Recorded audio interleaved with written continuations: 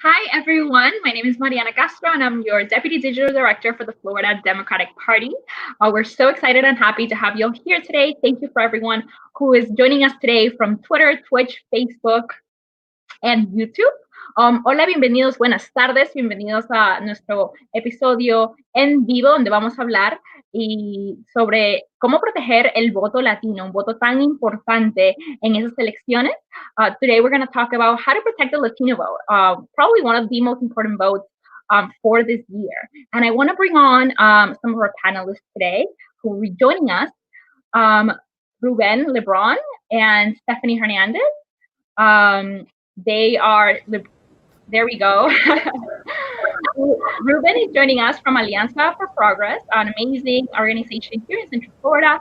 And Stephanie Hernandez is our voter protection organizer with the Florida Democratic Party, and Ruben is political director for Alianza for Progress. So welcome. I did just want to mention, esta es una conversación bilingüe. Si alguien tiene alguna pregunta o comentario en español, por favor, comuníquese con nosotros.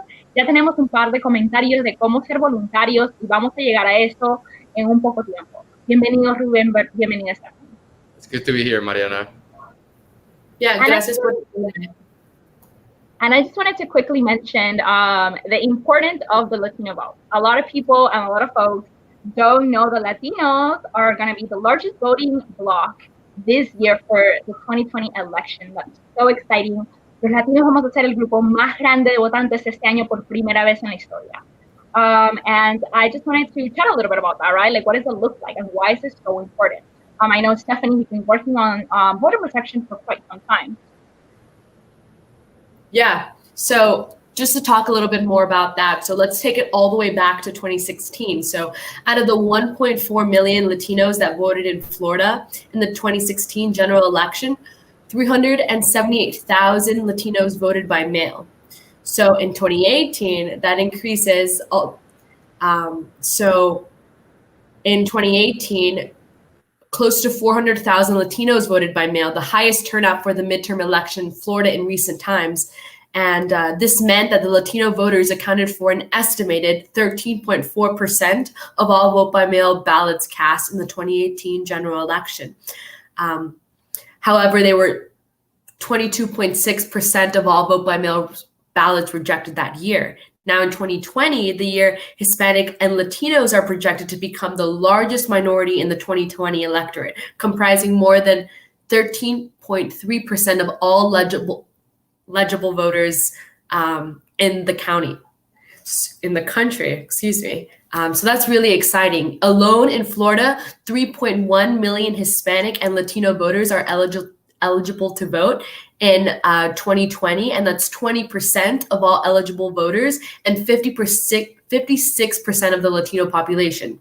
So that's 56%. So of course we want to get that, to about 70%, 75%. And there's a lot we can be doing to register to vote by mail, and we're going to be talking about that a little bit later. I'm really proud to say that we are about 500,000 vote by mail ballot registration count ahead of the Republican Party, which is really exciting. So that means a lot of Democrats in Florida have registered to vote by mail. And something exciting to look forward to is that there's going to be 168,000 Latino youth that are projected to age into voter eligibility between 2018 and 2020 statewide.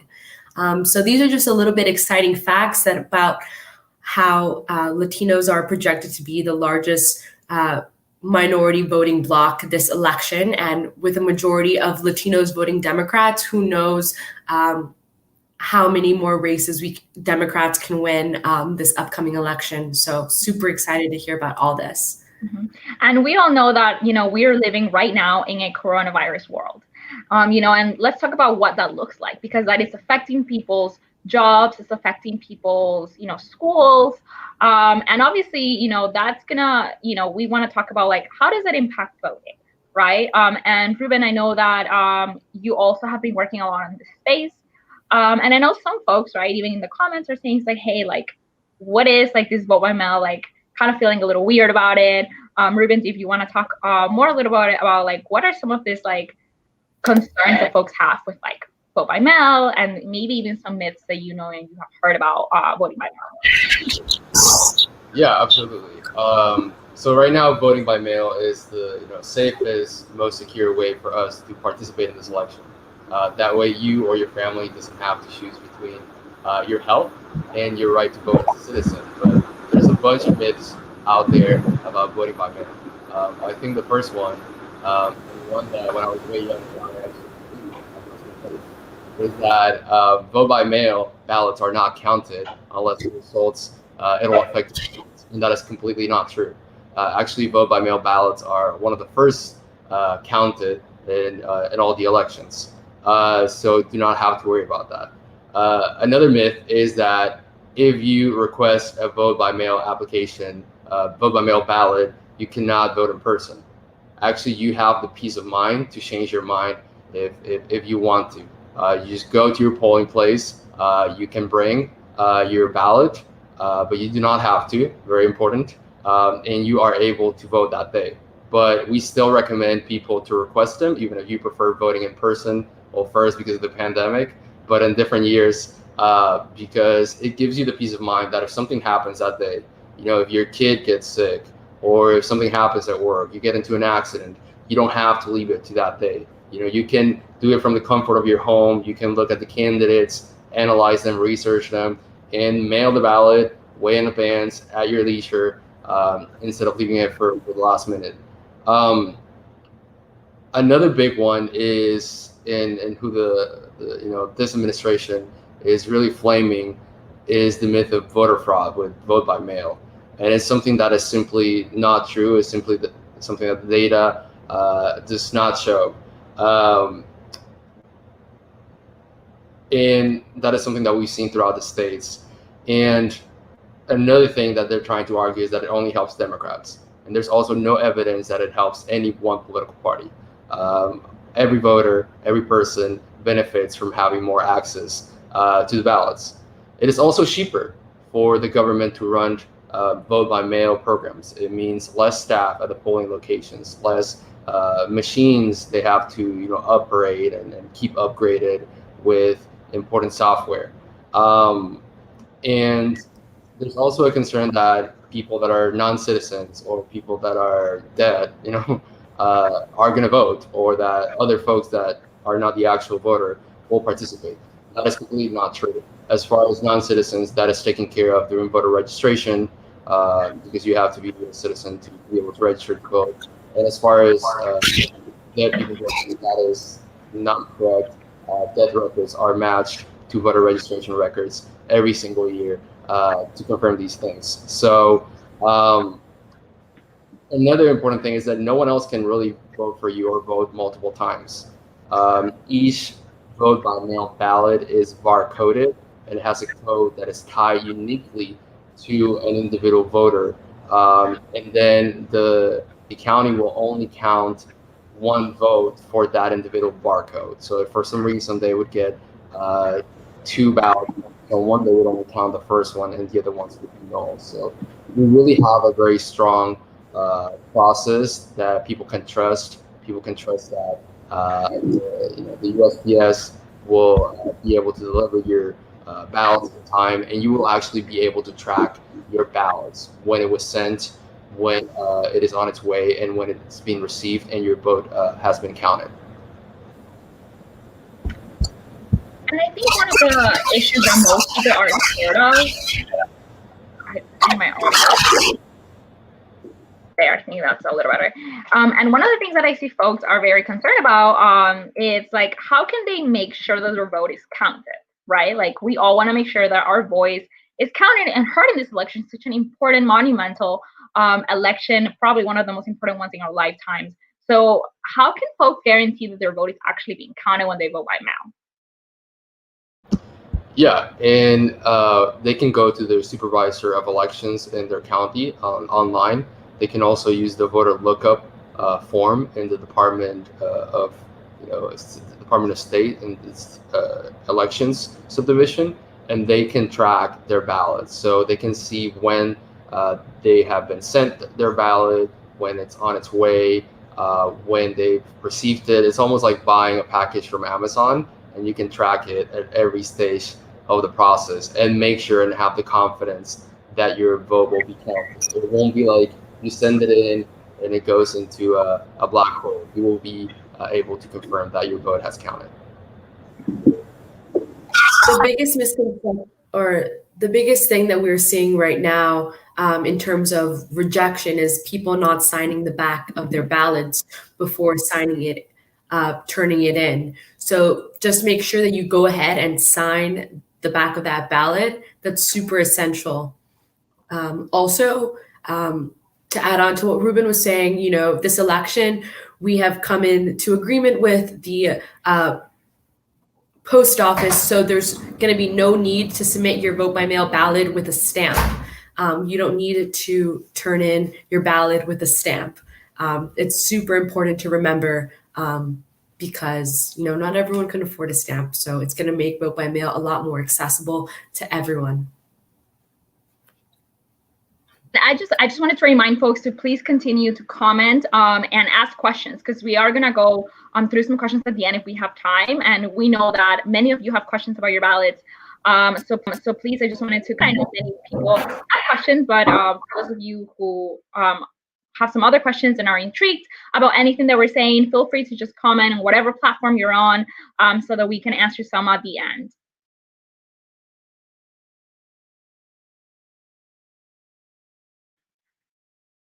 And I wanted to go through the process of voting by mail, right? And I know that we have a short video on it. If we can play that short video on how exactly we can do this online from the comfort of our homes. So we can, we're gonna figure out how to play that right now, but just to show folks how easy it is and what the steps are. And then we can go through that in Spanish for nuestra gente bilingüe que habla en español. Vamos a mostrarles a ustedes cómo se puede votar, cómo puede solicitar su boleta de votar por correo desde la comodidad de su casa. Hi, Florida Democrats. Thank you so much for tuning into this stream. I'm just going to walk you through on how quick and convenient it is from the comfort of your own home. All you have to do is open a new browser and go to fl.dem. Once that loads, you'll be met with a message that says Florida Democrats vote from home. All you have to do is scroll down and you will see 3 steps that are necessary in order for you to be able to request a vote by mail ballot. You have to first be registered to vote in Florida. You have to request a vote by mail ballot, which you can do from this page. And then once you receive your ballot, you vote for Democrats from the top of the ballot all the way to the bottom, and you mail it back. For my case, I would scroll down and find Orange County, which is where I'm registered to vote in. You'll see all of the Supervisor of Elections contact information and a button that says Request Ballot Online. When you click Request Ballot Online, a new web page will open with that Supervisor of Elections online vote by mail request form. Every website looks a little bit different, so Orange County's might not look like yours. But all the information is the same. You just need to plug in all of the fields that are required of you, and at the very end, you'll have the option to request your vote by mail ballot. Once you get it in the mail, again, all you have to do is vote for Democrats down to the end and mail it back. It's that simple. Thank you, Ali. I mean, the video, which Ali's voice is our creative director who made the video, for that simple explanation. And Ruben, if you wanted to mention that process in Spanish. Sí, por supuesto. Entonces, si quieres registrarte para votar por correo, primero te tienes que asegurar de que estés registrado a votar y puedes ir a la página que está aquí abajo, a fl.dems.vote/mail, y ahí te va a dirigir a la página del supervisor de elecciones de tu condado. Entonces te aseguras de que pidas una papeleta para votar por correo, pones tu dirección, te aseguras de que todos tus detalles, tu fecha de nacimiento, todo está ahí. Entonces te va a llegar una confirmación de que te registraste a votar por correo, y si hay cualquier problema con esa registración, ya sea que tu signature no sea compatible con la que tienen en los records, el supervisor de elecciones, pues te van a llamar o te van a dar notificación de otra forma para asegurarse de que ese error se corrija. Pero lo más importante que les puedo decir hoy es que cualquier pregunta, cualquier cosa que necesiten, cualquier cosa que quieran hacer, ya sea seguir su papeleta, registrarse, pregunta, vayan a la página de su supervisor de elecciones, de su condado, y ahí pueden encontrar todo. Gracias. Y también quería hablar con Stephanie. Cuéntanos un poco de los esfuerzos que estás haciendo tú para asegurarse que nuestro voto sea protegido. So for folks, I really wanted to ask Stephanie, you know, she's working right now to make sure that our votes are being protected. So Stephanie, wanted to give you the platform so you can talk a little bit about that. Tell us, like, what are some of our efforts the Florida Democratic Party is doing to make sure that our votes are being protected? Okay. So first off, we have voter protection teams in every county. So we have about 46 voter protection teams active right now. And what we're doing with these voter protection teams is that there is a canvassing board hearing. And at these canvassing board hearings in every county, that's where the people from the county, the election board decides whether or not your vote by mail ballot is going to be thrown away or not. So we want Democratic lawyers, we want Latino volunteers to be able to be present at all these canvassing board hearings to make sure that they defend ballots that are being unnecessarily thrown away just because one squiggly line is off on their signature. Also, just to make you guys aware that every couple years you should be updating your signature by updating your voter registration form, just so you can make sure that you don't forget the signature and it is the most accurate as possible, because that is a common reason why vote by mail ballots are being thrown out, just because, you know, one squiggly line is off. Also, so back to the voter protection teams, we're recruiting lawyers to be present in all these canvassing board hearings. We're also recruiting Latino poll watchers and poll workers. So like Ruben said earlier, you know, we don't need that much staff at the polling locations, but a majority of the staff that was working at these polling locations are between the ages of 60 and 75 years old. So we need a younger generation to come in to be able to help at these polling locations, especially voters who are bilingual, because we want to make sure that we have poll watchers, our eyes and ears, at every polling location who are well aware and credentialed by the party of the processes that must take place at polling locations. So if a poll watcher were to watch, you know, voter suppression or intimidation, they call the voter protection hotline, this number right below here, and they report what they're seeing. So we have our representatives from the voter protection teams go down and, you know, see what is the problem. And this is really essential. We need poll watchers who look and speak like members of their community. You know, we want Latino poll watchers at you know, primarily Latino voting locations, and this is going to be essential in making sure that Latinos aren't victims to voter suppression and voter intimidation. So if you want to volunteer, you can call this number right at the bottom, and I answer it myself. And, you know, you can just tell me you want to volunteer and I'll put you in contact, or I'll place you somewhere where we really need you. We also are working to recruit hotline volunteers. So this hotline that you see here is super, super essential. We're recruiting hotline volunteers who speak Spanish and also Haitian Creole, but also English as well. And people who have any questions about voting, if you guys have any more questions about how to fill out your vote by mail or where to go to vote, go ahead and call this number. And we're expected on election day to get about 5,000 to 6,000 calls. So we really need about, you know, 150 to 200 people every shift, every hour, beginning now. You know, today I got about 200 calls to the hotline just asking, is it early voting? Has it begun? Yes, it's begun in some counties. So this number really needs to be staffed. We need Spanish speakers covering these hotlines, but also we also need Spanish speakers who are phone banking as well. So we talked about how a lot of people have already submitted their vote by mail ballots, but a lot of vote by mail ballots have already also been rejected because of their signature not matching previous signatures, or people forgetting to sign the back of their ballot. So we're doing chase down calls of all those ballots who have been rejected. So we're calling people and saying, hi, your vote by mail ballot has been rejected. You didn't sign the back of the ballot. Here's the process for you to request another one. And, a lot of these ballots that have been rejected belong to Latino community members. So we need to make sure that we have Latinos calling Latinos, making them aware of the process of why their vote by mail ballot was rejected and how they can work to fix that, to make sure that it is counted. So if you are looking to volunteer, please go ahead and call this number. We need all people on deck. So please help us volunteer to make sure that every single vote by mail ballot is counted this election cycle. Y ese fue uno de los primeros comentarios que alguien dijo, Sammy en Twitter, que él quiere ser un voluntario. Bueno, Sammy, aquí está el número, por favor llama y Stephanie te va a decir para cuándo te necesita y en cómo puedes ser un voluntario con el Partido Demócrata de Florida.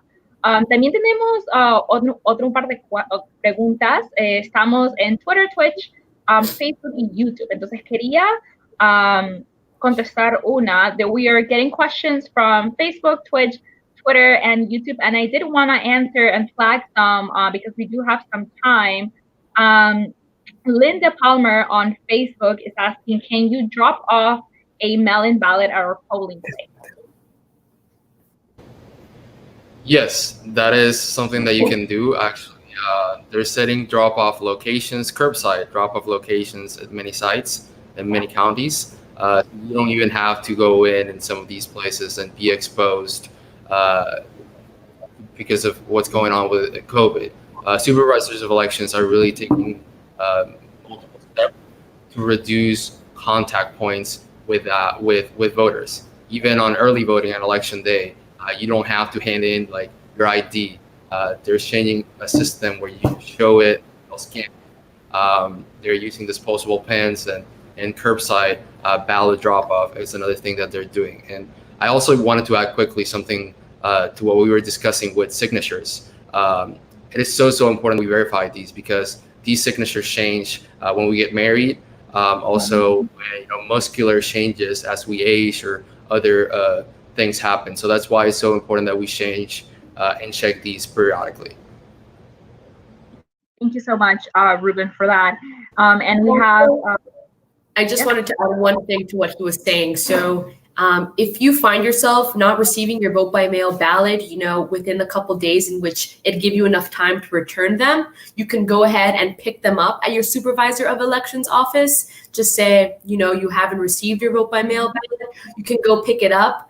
But let's say Abuelita can't go pick up her ballot. You, as someone in her family, can go pick it up for her. You just need to sign an affidavit saying, I am picking it up for my Abuelita. And, as long as she gets it back, you are going to be held accountable. If she calls a supervisor of elections and says, I didn't get my vote by mail ballot, the person who picked it up will get in trouble. But also, anyone in your family can also go ahead and drop that off for you as well. So someone can pick it up and drop it off for you as well if you don't feel comfortable going to the supervisor of elections office to go to do so. And that's so important, especially now. We know many of our families are immunocompromised, and we really want to reduce the risk of those who are, more likely to get it. Any form of infection or maybe get sick. We want to reduce that. And this is a great way to do that, right? So thank you, Stephanie, for adding that. I wanted to answer a couple more questions from the audience. Trisha on Facebook is asking, do we have to sign both locations on our envelope or just a red outline box? And I don't know if this is a common question or if not. I also want to just mention that you can always call the voter protection hotline, but Stephanie, Ruben, if you have the answer to that question, do we have to sign both locations on our envelope or just a red outlined box?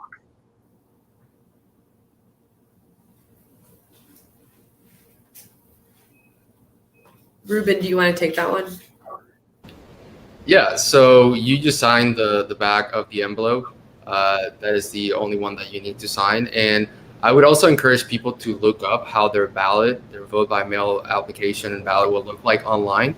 You can find samples of these also at your county supervisor of elections website. That way you know exactly what to expect, the candidates that will be there, the instructions, all of that, you can find it online.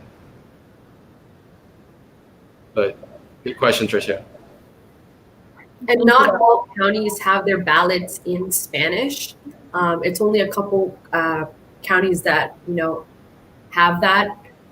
So if you do want to find out more information about what a ballot looks like, just go to the Supervisor of Elections website and just go ahead and preview that. And they have Spanish options on there because what you might receive at home probably won't be in Spanish for most counties in Florida. Mm-hmm. Thank you for adding that. And I know that, we do try to provide as much information in both Spanish and English and Creole for all our audiences because we want everyone to have the same form of information. So another very important question from Twitter from Joe. Do voters receive a notice if their ballots are rejected? I think Ruben might have touched that. If you guys want to go through it just one more time.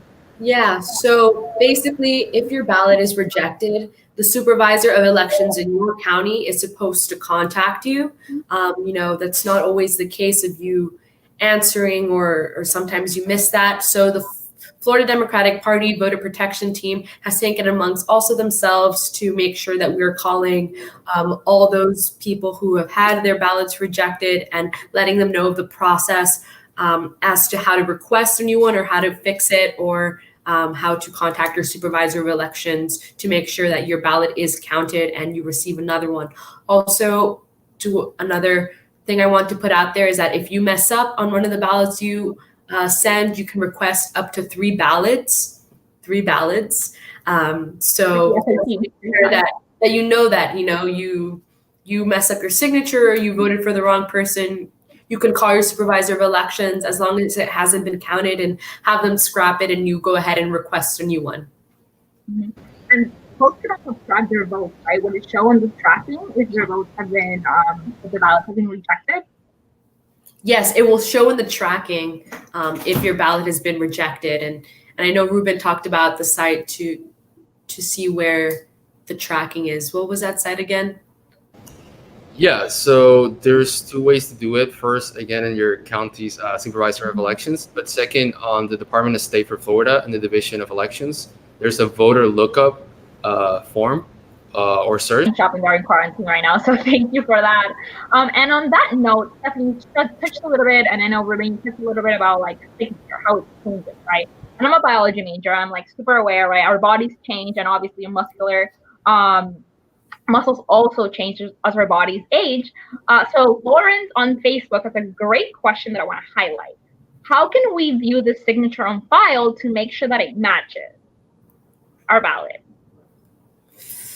I don't even think there's a way to look at your voter registration form that you completed in 1980, honestly. So I'd just say if you forget your signature, what we recommend doing is just re-registering again and taking a picture of your voter registration form. So when you do get your vote by mail form, you look at the picture that you took of your voter registration form and you just match that signature. Got it. Thank you. I know it's such an important thing. I know my mom's signature has changed so many times within the past, couple of years. So I know that, how folks can feel about this. And we want to make sure that folks know there's always, a way to do it. And I think checking your voter registration is an awesome way. I always tell my family that, to make sure that you take a screenshot or a picture of your voter registration. You just never know when it'll come in handy. So folks, keep the questions coming. I think these are great. I think questions are a rush way for us to be able to provide information to our communities because these are actual voters that we're trying to help, right? So this is a question from Sandra. And this is a broad question, which I really think is kind of cool and kind of special. So this is Sandra on Facebook. She says, I am stuck in Belgium. My 2 daughters will be of age to vote come November. Amazing. Congratulations, Sandra. How can we do so? How can they vote if they're out of the country, right? Is it difficult to get someone in the embassy? She's asking. So if I can just go ahead and add that the supervisor of elections, because mail is slow, and I just had a conversation about this the other day, because mail is slow, the supervisor of elections does have a fax machine. We suggest that you fax over your vote by mail ballots. And we're working with the supervisor of elections office to make sure that all their fax machines are working, have ink, and we're running tests to make sure that they are receiving vote by mail ballots that are being sent over fax. So just go ahead and look up your county supervisor of elections website. Call them if they don't have their fax number on public, but they definitely should. And just go ahead and fax that over. I know Ruben wanted to talk a little bit about the deadlines of when your daughters can register to vote by, because the deadline for the November election is coming up in a couple months. So definitely go ahead and fax that over if you're overseas and you're afraid that your vote by mail ballot won't get here on time. Yeah, and they usually recommend you to mail back your ballot at least 1 week in advance, just to make sure that, you know, there's any occurrences with weather or anything that happens, your absentee ballot can get here and can get counted on time. But these are often some of the ballots that are sent first, and they usually send them 2 days after your application for vote by mail. Awesome. Thank you so much. I love it because, like, you know, a lot of folks are even like stuck outside of the country right now because of coronavirus. Some may be there for quite some other time, right? So we definitely want to make sure that, you know, all U.S. citizens who are able to go find a way to do this regardless of where they're at. Ruben, I know that we haven't touched upon this before, but you did just mention deadlines. What are some other important deadlines that we should keep in mind? Just general like voting guidelines. Yeah, so the most important coming up is August 8th, and that is the deadline to register to vote by mail for the primary. Mm-hmm. There's always 2 deadlines, one for primaries and one for the general election, one for voter registration and vote by mail. So August 8th is your last day at 5 p.m. to sign up to vote by mail. And then from August 8th to the 15th at the least, the state is required to provide 8 days of early voting. So at least from August 8th to the 15th, you will be able to early vote, but this depends on the counties. So some counties will have additional days of early voting that will start very soon, actually. So again, it'll be usually on the homepage. If you go to the Orange County, Osceola County, Miami-Dade County Supervisor of Elections, it'll be the first thing that you see on the homepage is the deadline to do that and early voting information. And then on the 18th, we do have the primary. So those are the 2 deadlines. If you didn't register to vote, unfortunately, you cannot vote on the primary, but you can still sign up to vote for the November election. So please go ahead and do that. Thank you so much. And I did want to mention another cool fact that folks may not know. We do have a Democrats Abroad voting system because some folks may not be registering a county, and that's democratsabroad.org. And we'll have somebody drop the link for the several streaming services, democratsabroad.org, and that is for Democrats Abroad voting system because, like I said, some folks may not be registered in any specific county. Yeah, and you'd be able to register for an overseas absentee ballot. And that's going to look a little bit differently, but it would allow the mail system to process that a little bit faster. Got it. And thank you both for, you know, coming in today and talking about this. I know folks have a lot of questions, and I did just want to emphasize again, there is a volunteer link to help Stephanie protect our vote, right, that we're dropping on right now. And then also the hotline. Stephanie, if you want to say the hotline one more time for folks who either have questions about their ballots or folks that want to volunteer, and I'm going to say it in Spanish, para los que quieren ser voluntarios y ayudar a proteger nuestro voto latino. Ese es el número. Por favor, llamen si quieren ser voluntarios o si tienen alguna pregunta de su boleta. Stephanie personalmente contesta su teléfono y ella va a contestar sus preguntas, y si alguien quiere ser voluntario o voluntaria, también puede llamar para ayudar a Stephanie a contestar sus preguntas, ¿verdad, Stephanie? Sí, Sí, yo lo contesto también en español. So, si quieres y tienes una pregunta en español, no hay problema, yo puedo contestar y ayudarte. So this hotline is super important because if you see something, say something on election day where you're voting, call this number. We're going to be helping out tons of citizens who have questions about how to vote, what's happening, the deadlines, and any type of question you have, we are trained and ready to go. We also, again, need help answering this hotline. So, you just take like a 1 hour training and you'll be all set to go. And it's all work from home. So anyone can do it. And I just Yes. wanted to thank again, Ruben, Alianza for Progress, who is doing amazing work with their communities statewide. I'm from Central Florida, I'm in Kissimmee, and they're really big in Central Florida. So I love them. Thank you for being here and coming to talk to us and to our communities. And Stephanie, who is with Florida Democratic Party, our voter protection team. Thank you both. I won't take up much of your time, but again, if anybody has any more questions, I know we couldn't get through every question. We try to get through most, but please, like we said, if you have any specific questions, call the hotline. That is a number that you should be dialing to get these questions answered if we have any more. I hope this was helpful. Esperamos que hayan aprendido mucho. Yo sé que he aprendido mucho en esta sesión en vivo con Stephanie y Rubén. Muchas gracias. Gracias a Alianza for Progress, quien hacen un trabajo tan maravilloso para la comunidad latina en todo el estado de la Florida y especialmente en Florida Central. Y gracias a Stephanie también, que está con el Partido Demócrata de Florida, con nuestro equipo de protección de votos. Al votante. And that's it for today, y'all. Take care. And, again, the hotline, if y'all have any questions or any problems, like Stephanie says, if you see something, say something. So important, such a crucial election, and every vote counts. So thank you both for coming and joining us today. Sí, gracias. Bye, everyone. Take care. Bye.